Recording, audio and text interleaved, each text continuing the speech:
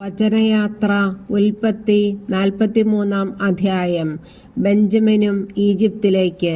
നാട്ടിൽ ക്ഷാമം കൊടുമ്പിരിക്കൊണ്ടു. ഈജിപ്തിൽ നിന്ന് കൊണ്ടുവന്ന ധാന്യം തീർന്നപ്പോൾ അവരുടെ പിതാവ് പറഞ്ഞു, നിങ്ങൾ വീണ്ടും പോയി കുറച്ച് ധാന്യം കൂടി വാങ്ങിക്കൊണ്ടുവരുവിൻ. അപ്പോൾ യൂദാ പറഞ്ഞു, അനുജനെ കൂടാതെ വന്നാൽ നിങ്ങൾക്കെന്നെ കാണാൻ സാധിക്കുകയില്ല എന്ന് അവൻ ഞങ്ങളോട് തീർത്ത് പറഞ്ഞിട്ടുണ്ട്. ഞങ്ങളുടെ സഹോദരനെ കൂടെ അയക്കാമെങ്കിൽ ഞങ്ങൾ പോയി ധാന്യം വാങ്ങിക്കൊണ്ടുവരാം. അങ്ങ് അവനെ അയക്കുന്നില്ലെങ്കിൽ ഞങ്ങൾ പോകുന്നില്ല.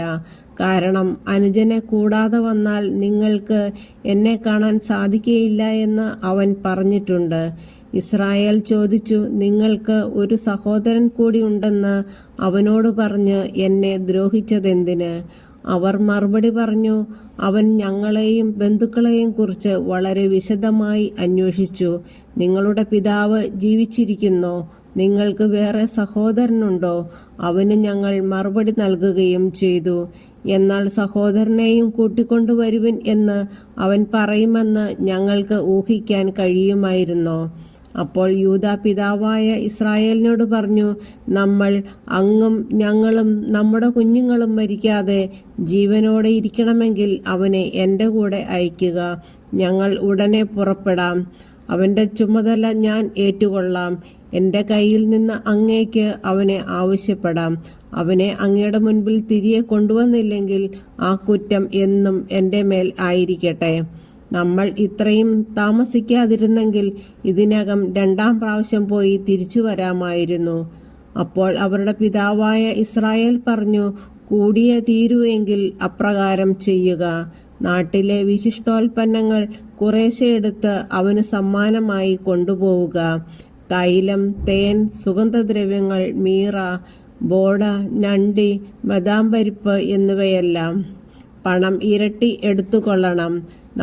നിങ്ങളുടെ ചാക്കുകളിൽ വെച്ച് തിരികെ അയച്ച പണവും കൊണ്ടുപോവുക. അതൊരു നോട്ടപ്പിശകായിരുന്നിരിക്കാം. നിങ്ങളുടെ സഹോദരനെയും കൂട്ടിക്കൊണ്ട് അവൻ്റെ അടുത്തേക്ക് പൊയ്ക്കൊള്ളുക. സർവശക്തനായ ദൈവം അവൻ്റെ മുമ്പിൽ നിങ്ങളോട് കാരുണ്യം കാണിക്കട്ടെ. അവൻ നിങ്ങളുടെ സഹോദരനെയും ബെഞ്ചമിനെയും തിരിച്ചയക്കട്ടെ. മക്കൾ എനിക്ക് നഷ്ടപ്പെടണമെന്നാണെങ്കിൽ അങ്ങനെയുമാകട്ടെ. സമ്മാനവും ഇരട്ടി തുകയും എടുത്ത് ബെഞ്ചമിനോടുകൂടി അവർ ഈജിപ്തിലെത്തി ജോസഫിന്റെ മുൻപിൽ ഹാജരായി. അവരുടെ കൂടെ ബെഞ്ചമിനെ കണ്ടപ്പോൾ ജോസഫ് വീട്ടുകാര്യസ്ഥനെ വിളിച്ചു പറഞ്ഞു, ഇവരെ വീട്ടിലേക്ക് കൂട്ടിക്കൊണ്ടുപോവുക. ഒരു മൃഗത്തെ കൊന്ന് സദ്യ ഒരുക്കുക. അവർ ഇന്നുച്ചയ്ക്ക് എൻ്റെ കൂടെയായിരിക്കും ഭക്ഷണം കഴിക്കുക. ജോസഫ് പറഞ്ഞതുപോലെ അവൻ അവരെ വീട്ടിലേക്ക് കൂട്ടിക്കൊണ്ടുപോയി. വീട്ടിലെത്തിയപ്പോൾ അവർക്ക് പേടിയായി. അവർ പറഞ്ഞു, കഴിഞ്ഞ തവണ ചാക്കിൽ തിരികെ വച്ചിരുന്ന പണം കാരണമാണ് ഇവൻ നമ്മളെ ഇവിടെ കൊണ്ടുവന്നിരിക്കുന്നത്. അവസരമുണ്ടാക്കി നമ്മെ കീഴ്പ്പെടുത്തി അടിമകളാക്കുകയും നമ്മുടെ കഴുതകളെ പിടിച്ചെടുക്കുകയുമാണ് അവൻ്റെ ഉദ്ദേശ്യം. അതുകൊണ്ട് അവർ വീട്ടുവാതിൽക്കൽ വെച്ച് ജോസഫിന്റെ കാര്യസ്ഥനെ സമീപിച്ച് സംസാരിച്ചു. അവർ പറഞ്ഞു, യജമാനനെ, മുൻപൊരിക്കൽ ധാന്യം വാങ്ങുന്നതിന് ഞങ്ങൾ ഇവിടെ വന്നിരുന്നു. മടക്കയാത്രയിൽ വഴിയമ്പലത്തിൽ വെച്ച് ചാക്കഴിച്ചപ്പോൾ ഞങ്ങൾ ഓരോരുത്തരും കൊടുത്ത പണം ഞങ്ങളുടെ ചാക്കിൽ തന്നെ ഇരിക്കുന്നു. ഞങ്ങൾ അത് തിരികെ കൊണ്ടുവന്നിട്ടുണ്ട്.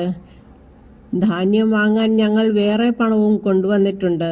പണം ചാക്കിൽ തിരികെ വെച്ചത് ആരെന്ന് ഞങ്ങൾക്ക് അറിഞ്ഞുകൂടാ. അവൻ പറഞ്ഞു, ശാന്തരായിരിക്കുവിൻ, ഭയപ്പെടേണ്ട. നിങ്ങളുടെയും നിങ്ങളുടെ പിതാവിൻ്റെയും ദൈവമാണ് നിങ്ങളുടെ ചാക്കുകളിൽ നിധി നിക്ഷേപിച്ചത്. നിങ്ങളുടെ പണം ഞാൻ കൈപ്പറ്റിയതാണ്. അവൻ ശിമെയോനെ അവരുടെ അടുത്തേക്ക് കൊണ്ടുവന്നു. അനന്തരം അവരെ ജോസഫിന്റെ വീട്ടിനുള്ളിൽ കൊണ്ടുചെന്ന് അവർക്ക് വെള്ളം കൊടുത്തു. അവർ കാൽ കഴുകി. കഴുതകൾക്കും തീറ്റ കൊടുത്തു. ഉച്ചയ്ക്ക് ജോസഫ് വരുന്നതിനു മുമ്പ് അവർ സമ്മാനം ഒരുക്കി വച്ചു. കാരണം അവിടെയായിരിക്കും തങ്ങൾ ഭക്ഷണം കഴിക്കുകയെന്ന് അവർ അറിഞ്ഞിരുന്നു. ജോസഫ് വീട്ടിൽ വന്നപ്പോൾ അവർ തങ്ങളുടെ പക്കലുണ്ടായിരുന്ന സമ്മാനം അവൻ്റെ അടുത്ത് കൊണ്ടുചെന്നു. അവർ അവനെ താണു വീണു വണങ്ങി. അവൻ അവരോട് കുശലം ചോദിച്ചു. നിങ്ങളുടെ പിതാവിന് സുഖം തന്നെയോ? നിങ്ങൾ പറഞ്ഞ ആ വൃദ്ധൻ ഇപ്പോഴും ജീവിച്ചിരിക്കുന്നോ? അവർ പറഞ്ഞു, അങ്ങയുടെ ദാസനായ ഞങ്ങളുടെ പിതാവിന് സുഖം തന്നെ. അദ്ദേഹം ജീവനോടിരിക്കുന്നു. അവർ കുനിഞ്ഞ് അവനെ വണങ്ങി. അവൻ തലയുയർത്തി നോക്കിയപ്പോൾ തൻ്റെ സഹോദരൻ ബെഞ്ചമിനെ കണ്ടു, തൻ്റെ അമ്മയുടെ മകൻ. അവൻ പറഞ്ഞു, ഇവനാണോ നിങ്ങൾ പറഞ്ഞ ഇളയ സഹോദരൻ? മകനെ, ദൈവം നിന്നോട് കരുണ കാണിക്കട്ടെ. തൻ്റെ സഹോദരനെ പ്രതി ഹൃദയം തേങ്ങിയപ്പോൾ ജോസഫ് കരയാൻ ഒരിടം നോക്കി. കിടപ്പറയിൽ പ്രവേശിച്ച് അവൻ കരഞ്ഞു. അവൻ മുഖം കഴുകി പുറത്തു വന്ന് തന്നെ നിയന്ത്രിച്ചുകൊണ്ട് പറഞ്ഞു, ഭക്ഷണം വിളമ്പുക. അവനും അവർക്കും അവൻ്റെ കൂടെയുള്ള ഈജിപ്തുകാർക്കും അവർ വേറെ വേറെയാണ് വിളമ്പിയത്. കാരണം ഈജിപ്തുകാർ യഹൂദരുടെ ഭക്ഷണം കഴിക്കാറില്ല. അത് ഈജിപ്തുകാർക്ക് നിഷിദ്ധമായിരുന്നു. മൂത്തവൻ മുതൽ ഇളയവൻ വരെ മൂപ്പനുസരിച്ച് അവർ അവൻ്റെ മുമ്പിൽ ഇരുന്നു. അവർ അമ്പരന്ന് അന്യോന്യം നോക്കി. ജോസഫ് തൻ്റെ ആഹാരത്തിൽ നിന്ന് ഓരോ പങ്ക് അവർക്ക് കൊടുത്തു. എന്നാൽ ബെഞ്ചമിൻ്റെ പങ്ക് മറ്റുള്ളവരുടേതിൻ്റെ 5 ഇരട്ടിയായിരുന്നു. അവർ കുടിച്ച് അവനോടൊപ്പം ഉല്ലസിച്ചു.